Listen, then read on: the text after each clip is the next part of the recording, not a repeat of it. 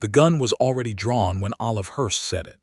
She said it quietly, the way a woman says something she has rehearsed 100 times in her sleep and hoped she would never have to say aloud. The lantern light in the main room of the Dalton ranch house threw long shadows across the floor, and Clement Dalton stood 6 feet away from her with his jaw set like quarried stone and his eyes doing something she had not expected them to do. They were not angry. They were devastated. "You need to know," she said, her voice barely above a whisper, "before this goes any further between us. Before you say another word about the future, or about what you feel, or about what you think I am. You need to know who I really am, because I have a complicated past, Clement, the kind that follows a person, the kind that has teeth."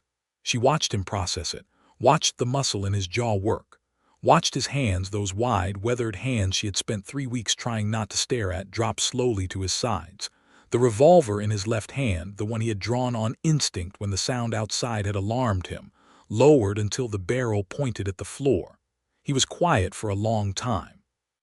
Long enough that the fire in the hearth crackled twice, and a coyote somewhere out on the dark plain sent up a hollow, mournful cry.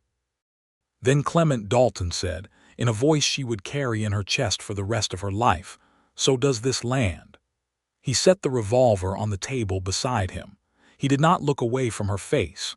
There was something in his expression, not pity, not judgment, something older and steadier than both of those things, that cracked her open in a place she had not known was sealed. She had run from one territory to another in the 3 years before she arrived in Holt County, Texas, in the summer of 1882. She had run from courtrooms and saloon rumors, and the long, grasping shadow of a man who had once owned everything she possessed, including what she thought was her future.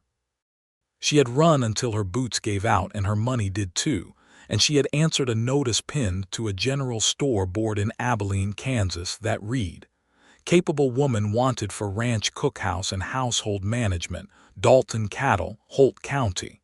References optional, steady character required." She had no references worth mentioning.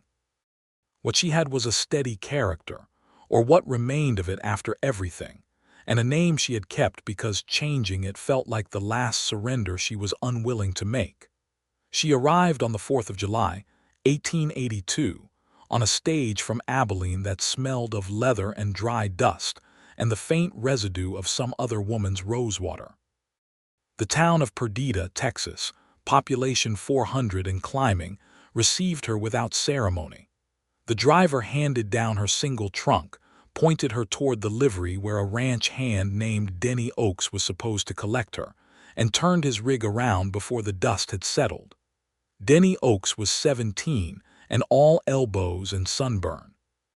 He loaded her trunk onto a buckboard with more enthusiasm than technique, introduced himself twice, and then talked for the entire 40-minute ride out to the Dalton ranch about the cattle market, the drought that had almost broken them 2 years ago, and how Mr. Dalton had a dog named General who bit strangers but only on Tuesdays. "What day is it?" Olive had asked. Denny had looked genuinely troubled. "I believe it is a Wednesday, ma'am." "Then I should be safe." He had laughed, startled, and she had realized she was already performing, already building the careful, pleasant version of Olive Hurst she had constructed for survival purposes. The woman who made dry jokes and asked sensible questions and never said anything that might lead somewhere dangerous. The ranch itself surprised her. She had expected something rough and provisional, the way most frontier operations were, thrown together and perpetually unfinished. What she found was a compound that had been built with intention. The main house was 2 stories, white-painted clapboard that had gone slightly gray from sun and wind, but still stood with a dignity that suggested someone had chosen every board with care. There was a cookhouse separate from the main house, a bunkhouse, 3 horse paddocks, and a long cattle barn that still held the smell of fresh timber despite clearly being several years old. And there was Clement Dalton, standing at the fence of the nearest paddock with his back to the approaching buckboard, watching a bay mare circle at the far end of the enclosure. He was taller than she expected. Not unreasonably so, but in that particular way of men who have worked outdoors their whole lives and developed a posture that had nothing to do with trying to appear impressive. He wore a plain cotton shirt, work-worn, and canvas trousers tucked into boots that had seen genuine use. His hat was pushed back on his head, which she would learn was how he wore it when he was thinking. He turned when Denny called out a greeting, and Olive saw his face for the first time. He was not what she would have called handsome in the way that word usually got applied to men who knew they were handsome. He was something more interesting. His face had been lived in.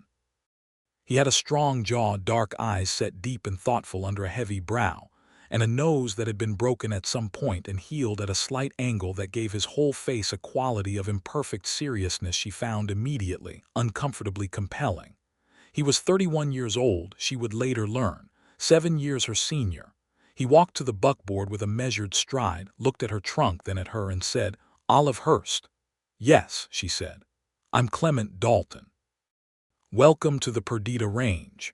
He offered his hand to help her down from the buckboard, and when she took it, she felt the roughness of his palm and the surprising gentleness of his grip and thought, "This is dangerous. I must be careful here." She was not in the end careful enough. But that came later. First, there was the business of settling in, learning the rhythms of the ranch, understanding what was needed of her and what was not. The cookhouse was hers to manage, and she managed it well. She had always been a capable cook, one of those women who had learned early that feeding people was a reliable form of influence, and within a week she had the ranch hands eating better than they had in years. There was Denny Oakes and 3 other full-time hands named Prout, Gallegos, and an older man called August, whose last name no one seemed to remember or require. There was also a woman, Josephine Marsh, who came 3 days a week from town to do the heavier laundry and clean the main house, and who had a face like a judgment and a heart like a stove on a winter morning. Josephine was the first person on the ranch who treated Olive like a full human being rather than a function. She arrived on her second morning, assessed Olive with one long look, and said, "You are not what I expected from a woman who answered that notice." "What did you expect?" Olive asked. "Someone older or someone more desperate." Josephine set down her basket. "You are neither." "I am the second one," Olive said before she could stop herself. Josephine looked at her for a moment. Then she said, "Well, at least you are honest." And that was how they became, if not quite friends, then something that functioned like friendship in the way that frontier partnerships often did, built from necessity and mutual recognition. Clement Dalton was present at meals but not intrusive. He was quieter than she had expected from a man in his position, a man who ran 4,000 acres and 200 head of cattle and employed 6 people and held the respect of everyone in Perdita. He had opinions but offered them without insistence. He listened more than he spoke. At supper, which Olive served in the main house dining room, he would sit at the head of the table and the hands would fill in around him, and the conversation would move across weather and cattle prices and the progress of the new fence line on the south pasture, and Clement would interject occasionally with something precise and useful, and then return to listening. On the 4th evening, he lingered after the hands had cleared out. Olive was stacking plates. She heard his chair scrape back and assumed he was leaving, but then he said, "How are you finding the arrangements?" She turned. He was still at the table, his coffee cup in hand, watching her with that dark, thoughtful expression that she was already learning to be wary of. "They are suitable," she said. "The stove draws well and the pantry is well stocked." "I didn't mean the practical arrangements." She looked at him steadily. "I understood you." He accepted that without offense. "I ask because some people find it isolated out here. The nearest neighbor is 8 miles east. It's quiet in a way that some people find peaceful and others find lonely," she supplied. "I was going to say difficult." She set a stack of plates on the sideboard. "I am accustomed to my own company." "That's not quite the same thing," he said. She looked at him again. He was not being unkind. He was being precise, the same quality she had noticed in his other speech, and the precision of it caught her somewhere unexpected. "No," she said after a moment, "it isn't." He nodded once, stood, took his hat from the hook by the door. "The South Spring is clear for drinking if the pump here gives trouble," he said. "I'll have Denny show you the path." And then he was gone, out into the warm Texas night, and Olive stood in the dining room with her hands on the back of a chair, and felt something she had not felt in 3 years, something she recognized as danger and also, treacherously, as possibility. The weeks arranged themselves into a pattern that she found herself protecting with a care she did not immediately understand. Mornings in the cookhouse, evenings in the main house, the midday hours in between that were technically her own, and that she spent in the small garden she began cultivating on the east side of the cookhouse where the soil was decent. She grew tomatoes and herbs, transplanted some wild onions from the creek bank, attempted peppers with modest success. Clement noticed the garden on the second week. He stopped to look at it one morning on his way out to the range, and when he came back in the evening he left a small cloth pouch of dried beans on the cookhouse step without comment. She planted them. They grew. She added them to a stew that he ate 2 servings of without looking up from the map he was studying at the dinner table, and she counted that as a kind of conversation. The hidden motive behind the dynamic between them built gradually, the way weather builds on the horizon of a flat land. You could see it coming from a long way off if you were paying attention, and Olive was always paying attention. She had survived by paying attention, but paying attention to a force that is coming for you is not the same as being able to stop it. Clement Dalton was a man in possession of himself. That was the phrase she kept returning to as the weeks passed. He did not seem to want anything from the people around him beyond what was honest and fair. He did not flirt with her, which she had been braced for and would have known how to handle. He was simply present in a way that was consistent and undemanding and increasingly difficult to ignore. The first real conversation, the kind she could not file away as professional or incidental, happened 3 weeks after her arrival on a Sunday afternoon when the hands were off and Josephine was not expected, and the ranch was so quiet she could hear the distant cattle moving on the south pasture. She was in the garden. He came around the corner of the cookhouse carrying a broken fence post and stopped when he saw her. "I didn't know you were out here," he said. "I live here," she said mildly. He almost smiled. It was the first time she had seen that particular movement on his face, and she stored it away like something valuable. He set the fence post against the cookhouse wall and did not immediately leave. He looked at her garden for a moment and she let him look, and then he sat down on the edge of the stone trough she used for water without appearing to decide to do so. It was a thing she would notice about him later, that he often occupied spaces as though he had simply grown there rather than chosen to be present. "This was my mother's garden," he said. "Different spot, but she used to keep tomatoes here too. Same soil." "She's gone?" Olive asked. 6 years now, fever. I'm sorry." "She would have liked you," he said, and then looked faintly surprised by his own words as though he had not planned to say them. "She liked capable people, people who weren't afraid of work." Olive looked down at the plant she was staking. "I'm afraid of plenty of things," she said. "Work is just not one of them." He was quiet for a moment. The wind moved across the garden, warm and dry, carrying the smell of sun-baked earth. "What are you afraid of?" he asked, not pressing. Genuinely curious, the way a man who listened more than he spoke is genuinely curious. She looked up at him. He was watching her with those dark eyes that had a quality of patience in them she found almost unbearable. "Things that are behind me," she said, and meant it as a deflection, but it came out sounding like honesty. He received it as honesty. "Those are usually the hardest ones," he said. He stood, picked up the fence post. "I'll be working on the north fence this afternoon if you need anything." She needed to say something, she felt it, some small reciprocal offering. "My mother kept tomatoes too," she said. "She said anything worth tending was worth being patient with." He looked at her over his shoulder. "She sounds like she was right about that." Then he was gone again, around the corner of the cookhouse, and Olive stayed in the garden for a long time without doing any more work. The betrayal arrived on a Tuesday. which Olive thought had a grim sort of humor to it given what Denny had said about General and Tuesdays. It arrived in the form of a man on a gray horse, and his name was Caldwell Pierce, and the sight of him coming up the ranch road at 11 in the morning made Olive's blood run so cold she set down the pan she was holding and stood absolutely still in the cookhouse doorway like a woman turned to salt. He had not changed much. He was 43 years old, Caldwell Pierce, and he had the kind of face that refused to age because there was not enough softness in it for time to work on. He was lean and narrow in the way of men who spend their energy on other people's ruin rather than their own labor. He had light gray eyes and hair the color of old straw, and he sat a horse with the deliberate elegance of a man who wanted you to admire the picture he made. He had been her employer once, before he had been her accuser.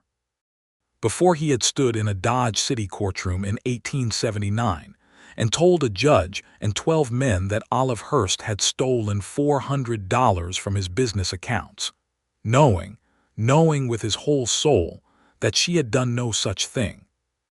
Knowing that she had in fact discovered that he had been stealing from his own clients for years and had reported it quietly to the county sheriff's office, and that this was his punishment for her honesty. The judge had believed him. Or more accurately, the judge had believed the shape of what Caldwell Pierce presented, the prosperous businessman, the respectable man, and compared it to the shape of what Olive was, the employed woman, the woman without family or property or social standing, and made the calculation that the prosperous man was telling the truth. She had been acquitted only because one of the 12 men refused to vote guilty and held his ground for 6 hours until the jury was deadlocked and the judge was forced to dismiss. She never knew who he was. She had looked at those 12 faces every day of the 2-week trial and been unable to read any of them, and afterward they dispersed into the city, and she had never found out which one had saved her. But the acquittal had not saved her reputation. In Dodge City in 1879, a woman who stood trial for theft was a woman whose name was tainted whether the verdict went against her or not. She had lost her position with Pierce's accounting firm, obviously. She had lost her room at the boarding house because the owner did not want trouble. She had tried to find other work and found that word travels faster than a woman on foot. So she had left Dodge City, moved to Wichita, worked at a respectable hotel for 8 months, until someone who had been in Dodge City in 1879 arrived at the hotel and recognized her and made sure the manager knew what he thought she was. Then Wichita. Then Newton. Then briefly, a farm outside of Abilene where the family was decent and did not care about her past.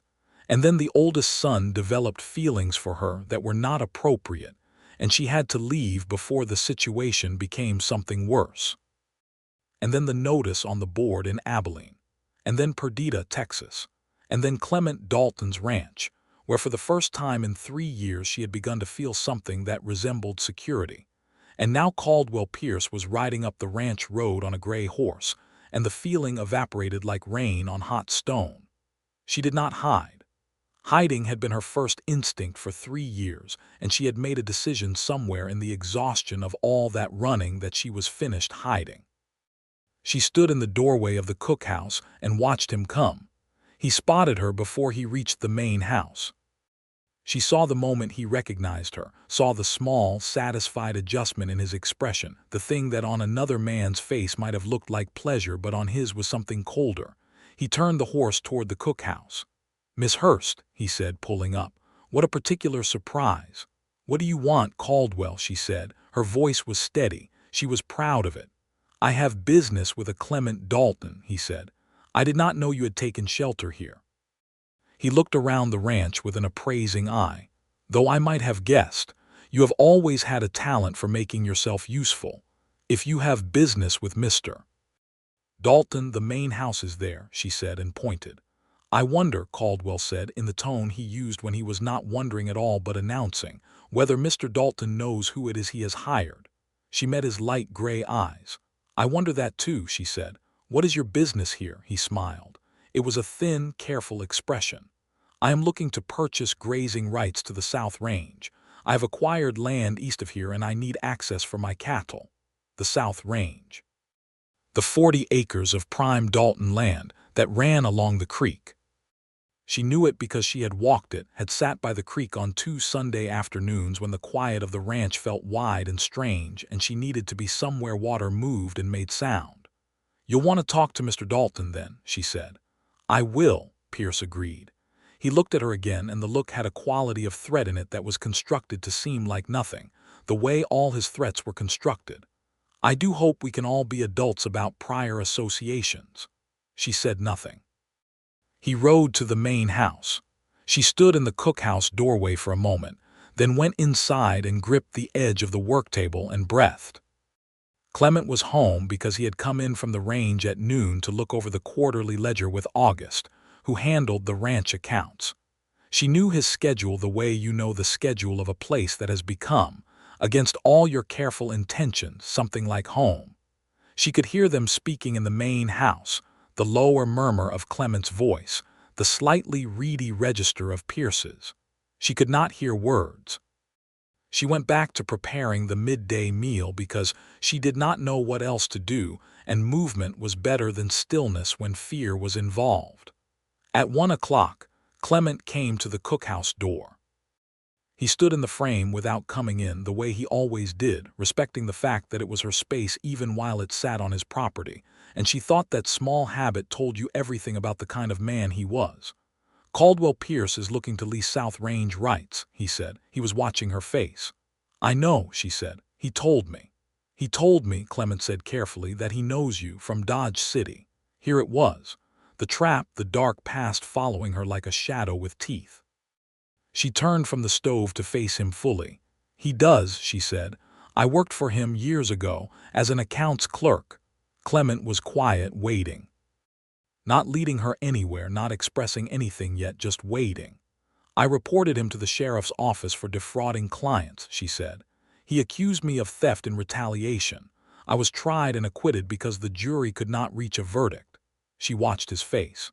She watched for the particular movement she had seen on a dozen other faces, the recalculation, the withdrawal of trust, the small shuddering that happened when people heard the word trial. She did not see it. "What kind of man was he?" Clement asked. She blinked. "I beg your pardon, Caldwell Pierce. What kind of man is he?" "The kind," she said slowly, "who gets what he wants by finding the right pressure point and applying it until something breaks." Clement nodded, once, the way he nodded when information confirmed what he had already suspected. "I told him I'd think about the lease," he said. "Are you going to offer it?" He looked at her steadily. "What would you recommend?" She stared at him. No one had asked for her recommendation on anything of significance in 3 years. The question landed on her like something physical. "No," she said, "I would not recommend it." "That's enough for me," he said. "I'll tell him the South Range is not available." She turned back to the stove because she needed to, because something was happening in her expression that she was not ready for him to see. "Olive," he said. She kept her back to him. "Whatever he told you the South Range was worth to him," she said, "it was worth more. He does not spend effort unless the return is significant." "I hear you," Clement said, and then, after a pause, "I'll have Prude escort him off the property." Pierce left. She heard the sounds of it, the brief exchange of male voices, the horse's hooves on the hard dirt, the fading of that particular threat. She stood in the cookhouse and let herself breathe. That evening, after supper, Clement lingered again. The hands had gone to the bunkhouse. Josephine had not been that day. The main house was quiet. He poured 2 cups of coffee without asking and set one on the table in front of her place and sat down across from it, and she looked at the cup and then sat down because it seemed like the thing to do. "I need to tell you something," she said. "You don't have to," he said. "I need to," she said. "Because he is going to come back. Men like Caldwell Pierce do not accept the word no without making it expensive."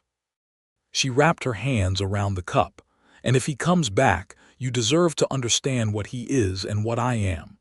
Clement said nothing, just looked at her over his own coffee. So she told him. Not all of it at once, but the main shape of it. The accounting work, the discovered fraud, the report to the sheriff, The trial, the deadlocked jury, the acquittal that had felt like winning and functioned like a wound. The years of moving from place to place. The careful life she had constructed out of whatever came to hand.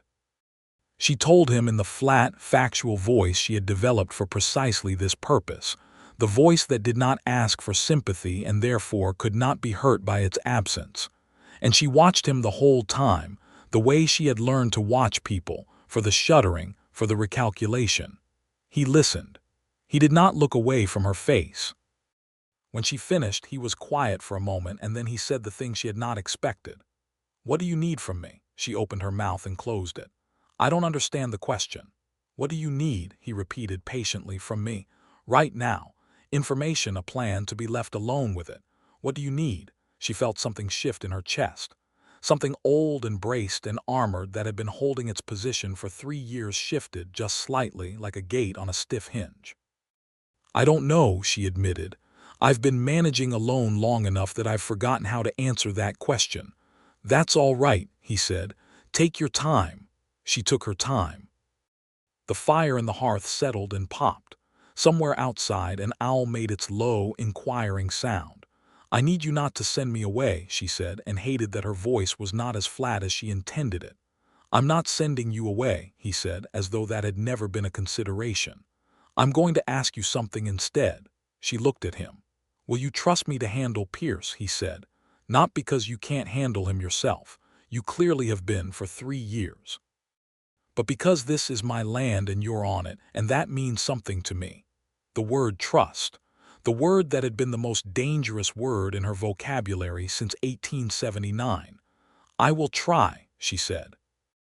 And meant it, which surprised her. Pierce returned 11 days later, not alone. He brought a man from the county land office, a thin, officious person named Rudd, and a document that Rudd presented to Clement in the main house parlor while Olive was close enough to the door to hear clearly. The document claimed that the South Range had a disputed boundary line, and that Pierce had filed a contest with the county land office based on an original survey discrepancy from 1874. If the dispute was upheld, Pierce's adjacent property would absorb 40 acres of Dalton South Range, including the creek. It was cleverly done. Olive recognized the technique, the manufactured paperwork, the authority figure, the constructed legal problem that would cost Clement time and money to fight even if he won. She stepped into the parlor. Rudd looked surprised. Pierce looked satisfied. Clement looked at her with something that was not quite a question. "Mr. Rudd," she said, "may I see the original survey document?" Rudd looked at Pierce. Pierce looked at Olive with light gray eyes that held a message in them she had been reading for years. "Be careful what you start." She held out her hand for the document. Rudd gave it to her. She read it with the careful attention of a woman who had spent 3 years as an accounts clerk before that, and 2 years before that doing bookkeeping for her uncle's dry goods business in Louisville. She read it with the attention of someone who knew what legitimate paperwork looked like and what manufactured paperwork looked like. "This survey reference," she said, "cites an 1874 county record, number 1147. She looked at Rudd. "Is that record available for inspection?" "It is," Rudd said, "at the county office." "I'd like to see it," she said, "before any determination is made."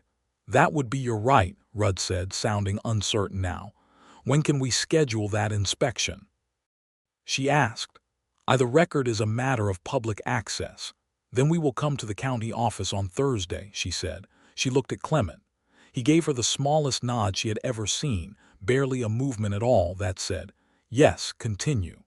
"The property lines have been clearly established under Mr. Dalton's title since 1876, she said, turning back to Rudd. "If there was a survey discrepancy, it would have been identified at the time of title transfer. I'll also want to review the transfer documentation, which should include the surveyor's notes." Pierce stepped forward. "Miss Hurst, I don't believe you have a standing here." "She is an employee of this property, and I have asked her to speak on my behalf," Clement said. It was the first thing he had said in several minutes, and the quiet authority of it stopped Pierce mid-movement. Rudd cleared his throat. "Thursday would be suitable," he said. On Thursday, Olive and Clement drove the buckboard into Perdita and then took the morning stage to the county seat at Marysville. It was a 2-hour ride, and they were alone in the coach for most of it, which was the longest continuous time they had spent in each other's company. He told her about the land for the first half of the journey, not defensively, not nervously, but with the same directness he brought to everything. His father had come to Texas in 1868 with $300 and a stubbornness that the land had tested repeatedly. He had built the original ranch structure in 1871 and acquired the South Range in the 1876 land survey, fair and documented, from a family that was moving back east after 6 years of drought had broken them. He died in 1878, Clement said, kicked by a horse, which is the kind of ending that feels wrong for a man who survived everything else this country threw at him. But there it is. And you took over, Olive said. I was 27, he said. I had been working the ranch since I was 12. It was mine in the sense that it was the only thing I knew how to do, but it took me 2 years to feel like it was mine in the sense that I was the one making the decisions. He looked out the coach window at the rolling Texas plain, and she looked at his profile, that strong, imperfect nose, the set of his brow, and felt the pull of something that she had been refusing to name for weeks. What kept you? She asked. When it was hard, he was quiet for a moment. The land, he said. I know that sounds simple. But there is something about working a piece of ground for long enough that you stop thinking of it as yours and start thinking of yourself as belonging to it. The ranch doesn't need me to feel proud of it or attached to it. It was here before me and it'll be here after. I'm just the current custodian. She thought about that for a long time. What does it feel like? She asked, and she did not entirely mean the land. He turned from the window and looked at her, and she met his eyes because she was finished being careful, or at least because she could not sustain it in a moving stagecoach, with the sun coming through the window and his eyes doing the thing they did. Responsibility, he said, and like freedom at the same time. She had not felt either of those things in 3 years. She had felt only the weight of the first one and the illusion of the second. She looked away out her own window at the scrub in the flat distance. I have not been entirely honest with you, she said. I know, he said without any judgment in it. She turned back to him, startled. You've told me the facts, he said, but you haven't told me what it cost you, and that's all right. You don't owe me that. I'm telling you now, she said, because you've put your name beside mine by bringing me to the county seat and you deserve to know. She gathered herself. I have been afraid for 3 years. Every place I have settled, I have done it with one foot out the door because I knew the moment people found out about the trial I would need to leave. I am very tired of being afraid, and I am very tired of leaving. He was watching her with those dark, patient eyes. I don't want you to leave, he said. The simplicity of it was devastating. She had been braced for so many different responses, for qualified generosity, for pity, for the kind of acceptance that comes with conditions. She was not braced for the plain, direct, unapologetic statement of fact. I don't want to, she said, and that was as close as she could come to honesty in that moment. At the county seat, they inspected the 1874 survey record. Olive found what she expected to find, which was that the record number Pierce had cited in his contest document did not correspond to the survey described. Record 1147 was a survey of a completely different parcel, 6 miles northeast of the Dalton property. Pierce had counted on no one looking closely enough to verify. She showed the discrepancy to Rudd. She showed it to the county clerk. She showed it to the county attorney, who happened to be available, and who, upon reviewing the contest document alongside the actual record, made a note in the county register and told Clement that the dispute would be dismissed. On the way home, the stage was full and they sat pressed closer together than the journey out, her shoulder against his arm, his knee occasionally touching hers when the coach swayed on the uneven road. Neither of them moved away. Where did you learn to read documents like that? He asked. My first position in Louisville, she said. My uncle kept meticulous records and expected me to do the same. And then 3 years of accounting work. You develop an eye. Pierce underestimated you," Clement said. "Most people do," she said. "I've learned to find it useful," he said quietly. "I don't." She felt the warmth of it travel from where his shoulder met hers all the way to somewhere central. Pierce made one more attempt. 2 weeks after the county office defeat, he sent a man into Perdita with a letter addressed to Olive. She did not know how he had managed to send it to her there rather than to the ranch, but she suspected he had contacts in Perdita's small community, and she filed that information away. The letter was brief and Caldwell Pierce in its precision. It said, "You have protected a man who does not understand what he has given shelter to.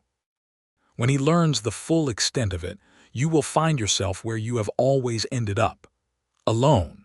She read it in the Perdita post office and folded it and put it in her pocket and walked the 2 miles back to the ranch. That evening she gave the letter to Clement. He read it. His expression did not change except for something in his jaw that tightened and then deliberately released. "What is the full extent of it?" he asked. "He means," she said, "that I reported him before I had gathered enough evidence for the sheriff to act on it. So his fraud continued for another year before someone else uncovered it. He wants you to believe I was complicit." "Were you?" "No," she said. "I reported what I found. The sheriff chose to wait for more evidence. I had no control over that timeline." He set the letter on the table. "Do you want me to respond to this?" "I want you to know that he is not finished," she said. "He will escalate." "Then we prepare," Clement said. "You keep saying we," she said, and there was something fraying in her voice that she could not quite control. He looked up at her. "I do," he said, "because that's what this is." She sat down at the table because she needed to. "I warned you," she said. "I'm telling you now properly what you are involved in by standing beside me. It's not a small thing. He has money and connections and no moral hesitation. He has already filed false legal documents with the county. He will find other methods." "I know," Clement said. "I'm not worth the trouble," she said, and said it with her eyes level and her voice steady, and meant it as a factual assessment. He was quiet for long enough that the fire snapped twice. "I'm going to disagree with you on that," he said. "And I'm going to tell you why." She waited. "This land," he said, "has a complicated past. My father built it over a boundary dispute that cost him 2 years of legal battles. The South Range was acquired from a family that lost everything trying to hold it. There is a stretch of the north fence that sits on ground where, in 1872, 6 men were killed in a disagreement over water rights. The Comanche people were driven from this country 20 miles west of here less than 15 years ago, and the injustice of that is in the soil as much as anything else." He looked at her steadily. "I have never once thought that complicated history made this land not worth tending, not worth protecting, not worth building something on." She could not speak. "So does this land," he said, "have a complicated past, and I did not abandon it. I'm not going to abandon what I'm building now either." This was the moment, the one she had been running from and running toward for months without fully understanding what it was. The one where the lantern light threw long shadows and the coyote cried on the dark plain, and he set the revolver on the table and looked at her with those devastated, steady eyes. She had drawn the gun. Well, she had been holding the lamp and he had heard a sound outside and drawn the revolver in one automatic motion. And then she had spoken. And now here they were, on the other side of the longest sentence she had ever heard a man say. And everything had changed and nothing had changed and everything had changed. "I don't know how to do this," she said. Her voice was not flat now. It was not performing anything. "I have been so careful for so long. I don't know how to stop being afraid, and I don't know how to trust something that hasn't broken yet." "I know," he said. "Neither do I entirely." She looked at him. "I haven't," he said, "attempted to trust anyone with anything significant since my father died. I've been the custodian of this place and these people, and I've been good at it, but I've been doing it alone. And I am also," he said, with a careful honesty that she recognized as something that cost him, "afraid of what it means to stop doing it alone." The truth of him, offered plainly and without decoration. She took one step toward him, and then another, and it was not graceful or cinematic. It was two cautious people moving across a kitchen floor toward each other, because the distance between them had become unsustainable. He met her in the middle. He took her face in his hands, those wide, weathered hands with the surprisingly gentle grip, and looked at her for a moment with an expression that contained everything.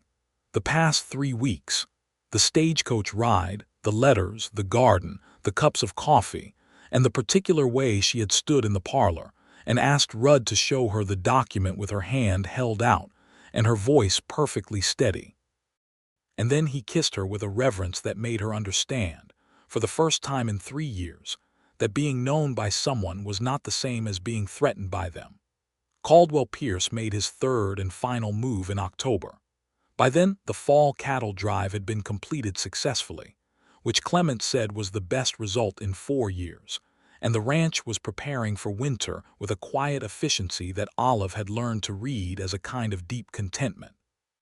She had sent a letter to the county attorney in Marysville 3 weeks earlier, providing a detailed written account of the original Dodge City investigation, the trial and Pierce's recent fraudulent filing, and the attorney had confirmed receipt and indicated that it would be reviewed. Pierce arrived not with legal documents this time, but with 2 men on large horses and an expression that had dropped all pretense of civility. He rode to the front of the main house and called out for Clement. Clement came out. Olive came out behind him, which was not something Pierce had expected. She could see it in his face.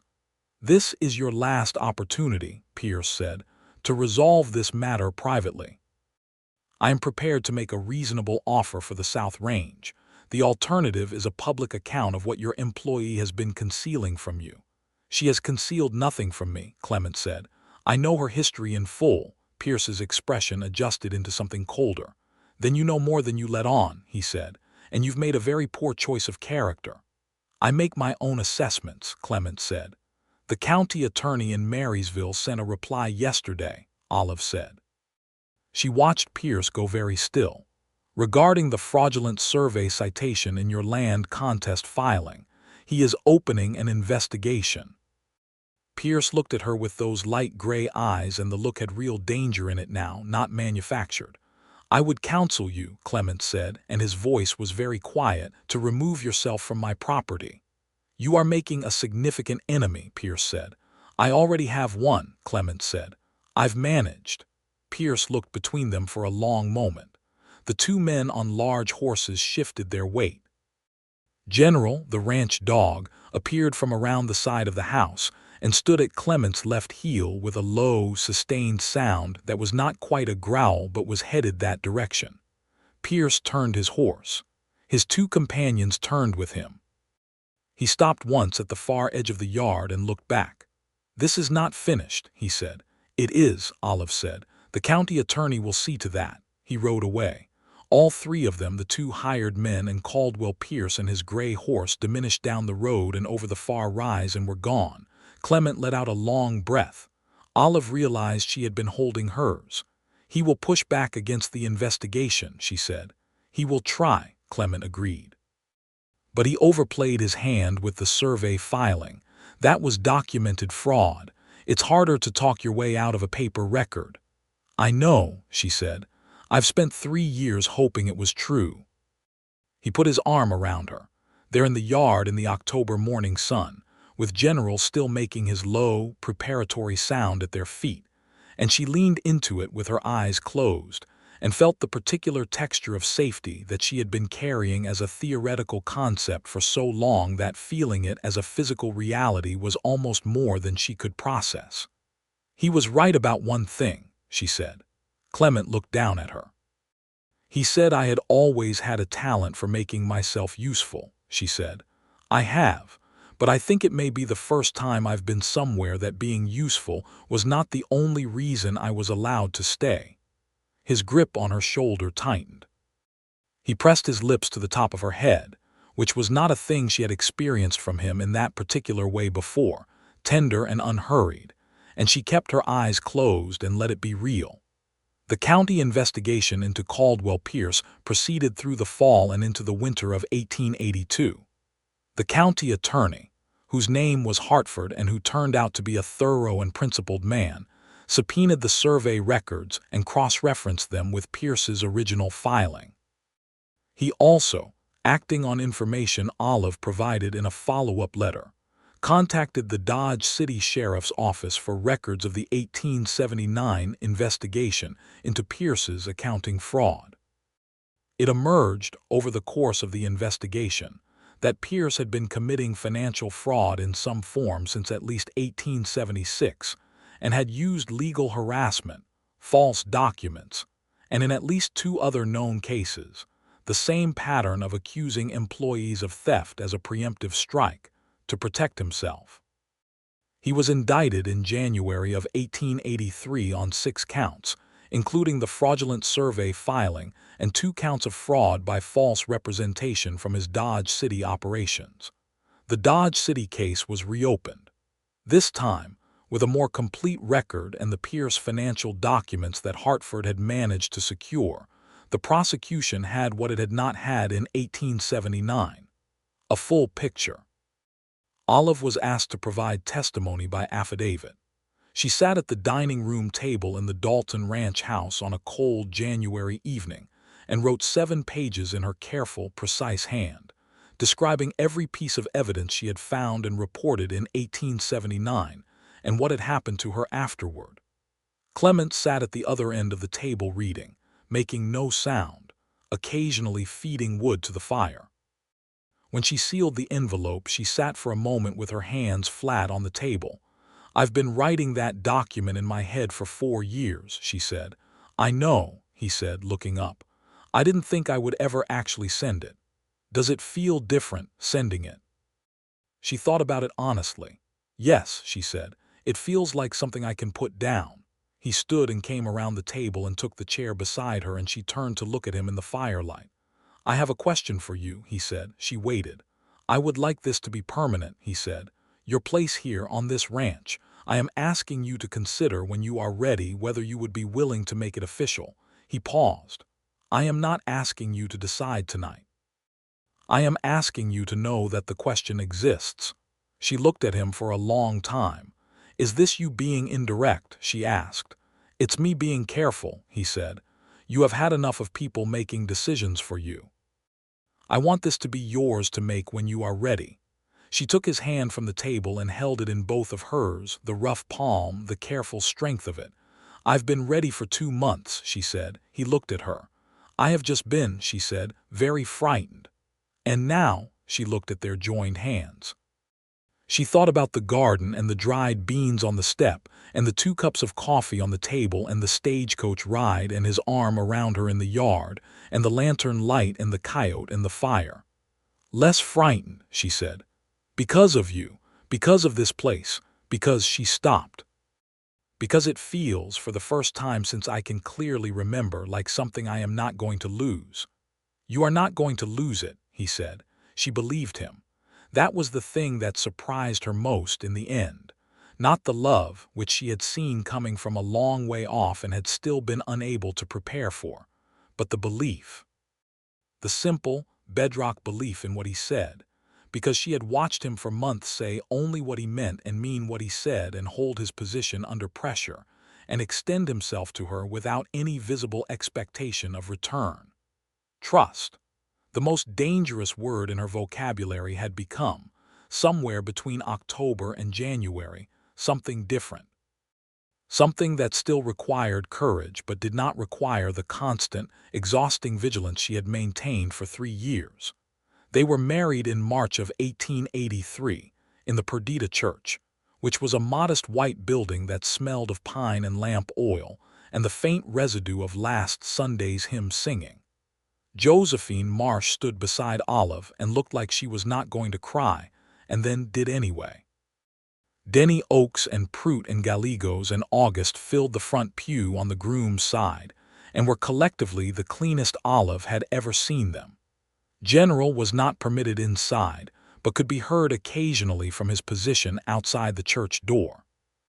The minister was a man named Reverend Calloway, who had been in Perdita for 12 years and had, by his own accounting, seen everything, and who married them with a simple straightforwardness that suited them both.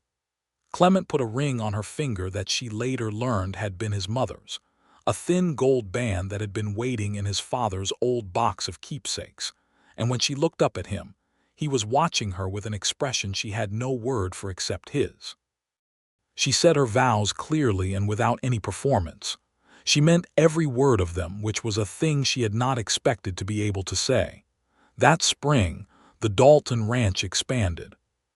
Clement acquired a neighboring parcel to the west that came available when a family chose to relocate to New Mexico territory. 40 additional acres with good grass that extended the range and took some pressure off the south pasture.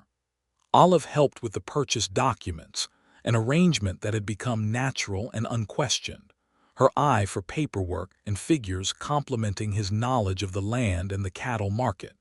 She also continued the garden. Larger now, on both sides of the cookhouse, which was no longer officially the cookhouse, but was still called that because names in the West were stubborn things. She grew tomatoes and peppers and beans, and that summer, a row of sunflowers along the south wall that grew 6 feet tall and turned their faces east each morning with a reliability she found comforting. Josephine came 4 days a week now and had stopped being merely functional and had become a genuine friend, which was a thing that Olive had thought she might have forgotten how to do and discovered she had not. They sat on Sunday afternoons on the main house porch with coffee and talked about things that mattered and things that did not, which was its own kind of luxury. The indictment against Caldwell Pierce resulted, in the late spring of 1883, in a full conviction. He was found guilty on 4 of the 6 counts, including 2 counts of fraud and the fraudulent survey filing, and sentenced to 8 years in the state penitentiary at Huntsville. The Dodge City charges, handled separately, added another 2 years consecutively. When Olive received the letter from the county attorney confirming the verdict, she was standing in the garden. The May sun was warm on her back. She read the letter twice, and then set it on the stone trough and looked at the tomato plants, which were 2 weeks from bearing fruit. She thought about the woman she had been in 1879, standing in the Dodge City courtroom trying to read 12 men's faces, not knowing that one of them was going to refuse to vote guilty and hold his position for 6 hours. She still did not know who he was. She had thought about him intermittently for 4 years, that anonymous, principled man, and she found herself thinking about him now. Whoever he was, he had given her enough time to find her way here, to this garden, to this ranch, to this life. She picked up the letter and went inside to show Clement. The spring turned to summer, the summer to fall, with the ranch settling into the larger rhythm that comes when a shared life has found its shape. Clement and Olive developed a way of being together that was so natural and workable that she sometimes stopped in the middle of an ordinary task to register the fact of it with something close to astonishment. He talked more now than he had when she arrived, which was still not a great deal compared to most people, but the conversations they had were full ones, moving between the practical and the personal, and the reflective with an ease that she had not known a relationship could have. He told her about his father and his childhood on the ranch, about the drought years in 1880 when he had been afraid for the first time that the land might beat him. She told him about Louisville and her uncle's dry goods store, and the summer she was 17 when she had wanted badly to study law, and there was no mechanism by which a woman could do that, and what it had felt like to reroute that ambition into bookkeeping, because bookkeeping at least involved numbers and logic. "You should have been a lawyer," he said, without any irony. "I was, in a way," she said, "in the county attorney's office, in the Perdita parlor with Rudd." "I noticed," he said, and the particular quality of warmth in his voice when he said it was still capable, months in, of catching her off guard. In November of 1883, she found out she was expecting a child. She had suspected it for 2 weeks before she was certain, and she told Clement on a quiet Thursday evening after supper, sitting at the table with the remnants of the meal between them. He was very still for a moment. Then he looked at her with an expression that she could not have described and would not have wanted to, because, It was one of those private human expressions that belong only to the moment that made them. He came around the table and sat beside her and took her hands and said nothing for a long time. When he did speak, it was one word. "Good," he said, which she understood to contain everything. The pregnancy proceeded through the winter. Josephine was immediately, possessively useful. Denny Oakes was told the news and turned red to the roots of his sun-bleached hair and shook Clement's hand with an intensity that appeared to surprise them both. The other hands received the information with the particular reserve of men who felt strongly, but expressed it in the form of extra work done without being asked, which was its own kind of eloquence. The baby arrived on a Tuesday in late July of 1884, which Olive thought was worth noting for the story's sake. A boy. A solid, determined, loudly opinionated boy who arrived in the world making his position clear. They named him Frank, after Clement's father. Olive lay in the upstairs bedroom of the main house with Frank Dalton on her chest, and the July sun coming through the curtains and Clement in the chair beside the bed, not sleeping, watching both of them with the patient intensity of a man who has spent his life learning to take the measure of things that matter. "He looks like you," she said. "He looks like himself," Clement said. "Give him time." She looked down at the dark-haired, red-faced, stubbornly breathing person on her chest. "Hello, Frank," she said. Frank made no reply but gripped her finger with a conviction that suggested he had opinions about most things and would share them in due course. The ranch continued. The cattle market held through 1884 and into 1885. Clement hired 2 additional hands as the herd expanded onto the new West pasture, young men from Perdita, one of whom turned out to have a gift for the horses that Clement recognized immediately and cultivated. Josephine began coming 5 days a week, which was not at all official but was simply the way things were now, and no one questioned it. Frank grew at the pace infants do, which is to say with a speed that seemed impossible and ordinary simultaneously. He walked at 11 months and had an opinion about everything by 14 months, and by 18 months had established a particular passion for the ranch dog general, who tolerated him with a patience that exceeded what he showed any other human being on the property. The garden expanded again in 1885. Olive added a small greenhouse structure against the south wall of the cookhouse, built to her specifications by Clement and Prout over 2 weekends in February, which allowed her to start seedlings earlier and extend the growing season at both ends. She sent tomatoes to Josephine's family and peppers to the family 3 miles east who had come from Mexico and who appreciated the varieties Olive had learned to grow from their oldest daughter. In the spring of 1886, she discovered she was expecting again. This time she told Clement in the garden, which seemed appropriate, and he received the news with the same quiet, total absorption he brought to things that mattered. The second child arrived in November. A girl this time, born in the first cold snap of autumn when the ranch smelled of wood smoke and the cattle had been moved to the south pasture for winter. They named her Ruth, after Olive's mother. Clement held Ruth Dalton in the crook of his arm with an expression that Olive memorized as one of the clearest sights she had ever been given. This serious, steady man, this custodian of land and life, holding his daughter with the same care he brought to everything and looking down at her with an undisguised tenderness that he had never learned to perform for an audience because he had never had one until now. "She looks like you," he said. "Then she will be formidable," Olive said. He looked over at her from the chair, Ruth against his chest, and smiled, the full version of the smile that she had been seeing more of since March of 1883 and never took for granted. That winter was colder than any they had known on the ranch, and the bunkhouse heating became a concern, and Clement spent 3 days in January rebuilding the interior chimney with August and the new hand whose name was Ramirez, while Olive managed the main house and the children and the cookhouse meals, and kept a pot of coffee perpetually available for frozen-handed men coming in off the work.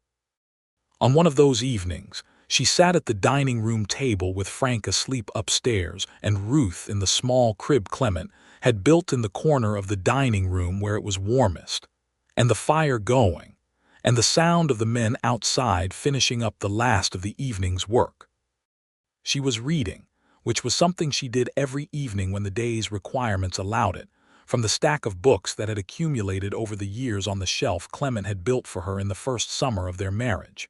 She looked up from the book at the room around her.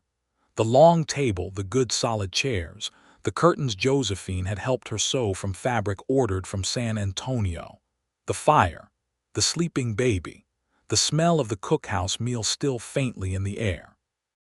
Outside, she could hear Clement's voice saying something to Ramirez, low and unhurried, the particular cadence of instructions given by someone who trusts the person he is instructing. She thought about the notice on the board in Abilene, capable woman wanted, steady character required. She thought about the woman who had torn it off that board with cold fingers in December of 1881 and thought, this is the last thing. If this doesn't work, I don't know what comes next. She thought about the man who had turned from the horse paddock and said, Olive Hurst, and offered his hand. She closed her book and sat for a moment in the warm, quiet room with her daughter sleeping and her husband's voice coming in from outside, and the fire doing its faithful, crackling work. Then Clement came in from the cold, stamping his boots at the door, and looked at her across the room, and the look was everything. Every conversation and every cup of coffee and every mile of buckboard road and every document and every morning in the garden and every night they had spent in this house building something neither of them had known how to name when they started. Cold enough for you, she said. He hung up his coat. Colder tomorrow, he said. Ramirez thinks so, and he's usually right about weather. He came to the table and sat beside her, the way he had sat beside her on the stagecoach and at a dozen dinners, and at this table on the evening she sealed the envelope containing 7 pages of her own history and finally put it down. She leaned her head against his shoulder. He put his arm around her and rested his chin on the top of her head. Outside, the January wind moved across the Texas plain, across 4,000 acres of complicated, storied, stubborn, alive land, across the fence lines and the South Range Creek and the garden lying dormant under the cold, and the cattle settled on the south pasture, and the bunkhouse where the fire was now going again behind the rebuilt chimney. Clement, she said. Yes, he said. I'm not afraid anymore, she said. He was quiet for a moment. She felt his arm tighten around her. I know, he said. I wanted to say it out loud, she said, because I have been wanting to say it for a long time and I kept waiting until I was absolutely sure. Are you? She thought about it with the honest care she brought to things worth thinking about. Yes, she said. He pressed his lips to her hair again, the same gesture as the yard in October, tender and unhurried, and she let her eyes close and felt the particular weight of safety that she had traveled a very long way to find, and that had turned out to be located, as all the best things in her experience were located, not in a condition, but in a person. The spring of 1887 brought rain after a dry autumn and winter, and the South Range grass came in thicker than it had in years. Clement walked the south pasture in April with Frank toddling alongside him in small versions of the same kind of boots his father wore, and Olive watched them from the fence with Ruth on her hip and thought about seeds. About planting things in ground that had been worked before, that had a history of drought and dispute and loss, and finding that the history did not prevent growth. It informed it. The soil was what it was because of everything that had happened in it. The drought had shaped its drainage. The disputes had defined its boundaries. The careful tending had built its fertility. So does this land, he had said, have a complicated past. He had not meant it as a dismissal of her history. He had not meant it as a diminishment. He had meant it as a recognition that complicated pasts and worth were not opposites, that the history was part of the substance. That you did not tend the good parts and avoid the difficult ones. You tended the whole thing. She shifted Ruth on her hip. Ruth looked at her with dark eyes that were, genuinely, her father's. What do you think? Olive said to her. Ruth had the good sense not to have an opinion yet.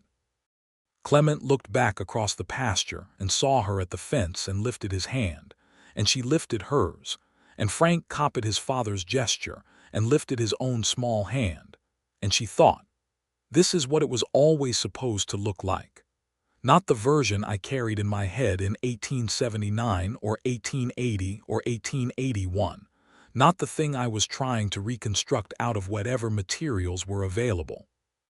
This specific thing, on this specific land, with these specific people, complicated and whole and hers. Josephine arrived on a Tuesday morning in May of 1887, which was now unambiguously Josephine's best day on the ranch rather than General's worst, the dog having mellowed considerably with age, and set a basket on the cookhouse table, and announced that she had brought seedlings from her sister's garden in Marysville, a variety of sweet pepper that did particularly well in the Texas heat. Olive took the seedlings and planted them along the east wall of the greenhouse, and they grew and bore fruit, and she gave half of what they produced back to Josephine, who gave some to her sister and kept the rest. And this was the ordinary and extraordinary economy of a life that had found its right shape. Frank Dalton turned 3 in July of 1887 and had fully inherited his father's capacity for silence and his mother's capacity for precision, which was a combination that Denny Oakes called frightening and Clement called promising. He had also inherited General as his personal guardian, the dog following him with a devotion that appeared to be non-negotiable.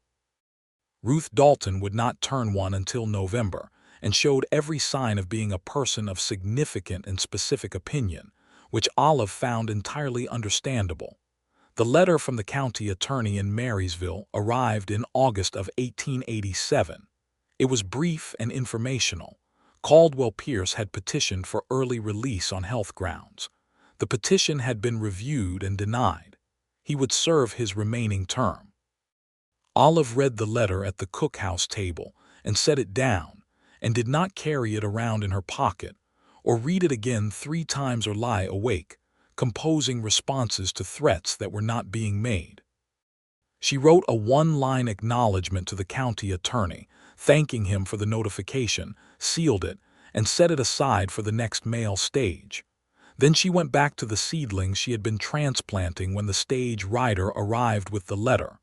There were roots to tend. There was soil to turn.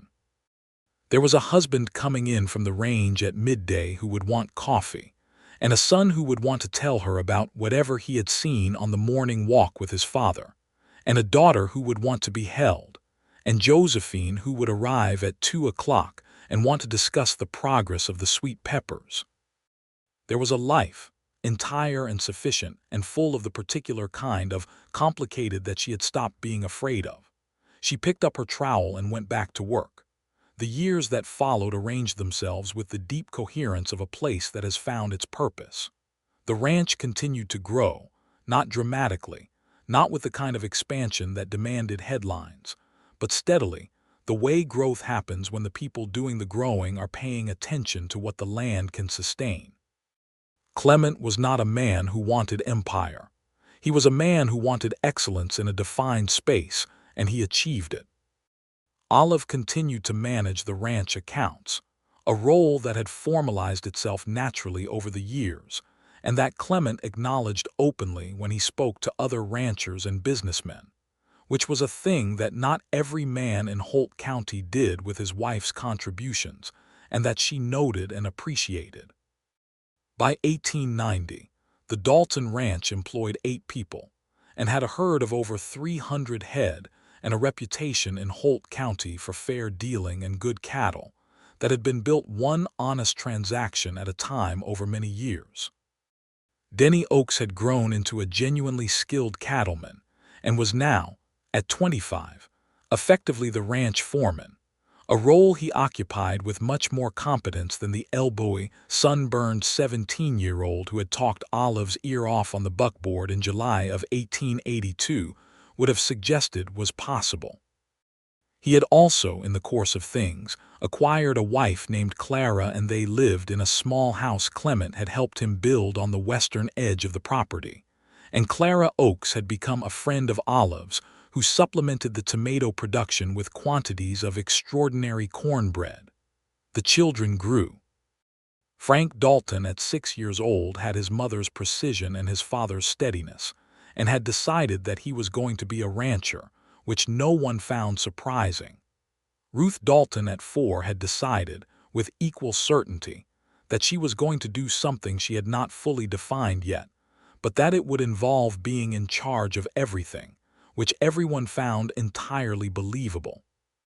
And in the spring of 1891, Olive told Clement at the dining room table, on a mild April evening with the windows open and the smell of the new garden coming in on the breeze, that there would be a third child. He received it the same way he had received the first two, with that total, quiet absorption, and then he looked at her across the table with those dark, patient eyes and said, "Good," the same word, the same weight in it. She smiled. "You've been saying that for 9 years," she said. "I've been meaning it for 9 years," he said.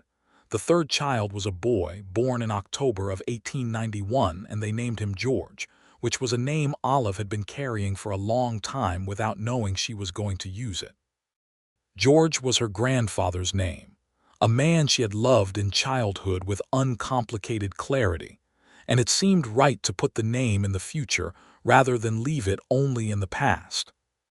George Dalton arrived in the world with considerably less drama than Frank and considerably more hair than Ruth, and slept with a tranquility that his older siblings regarded with deep suspicion.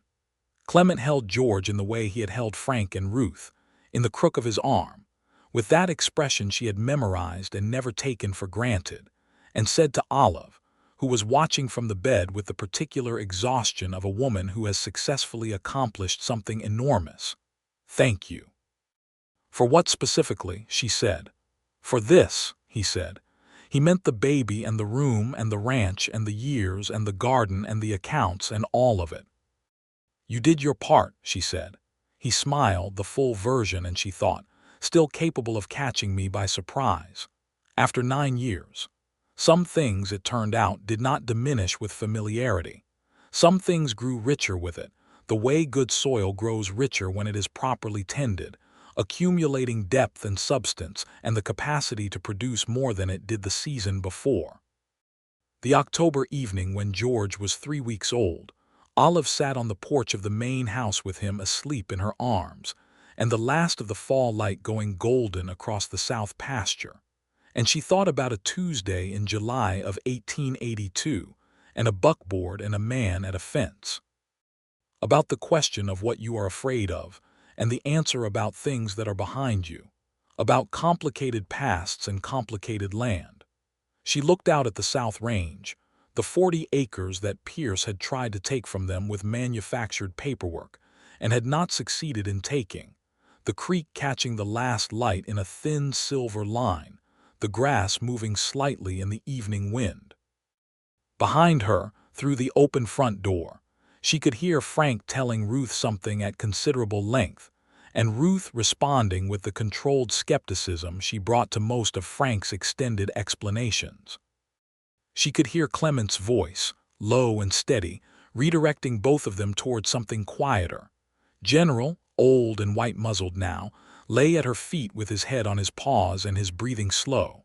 Olive looked at the land, at the fence lines and the pasture and the creek and the sky above it, enormous and darkening toward evening blue. At the complicated, stubborn, alive ground that had absorbed 100 years of history before her and would absorb 100 more after her and would keep producing, keep sustaining, keep requiring tending and giving back more than it received.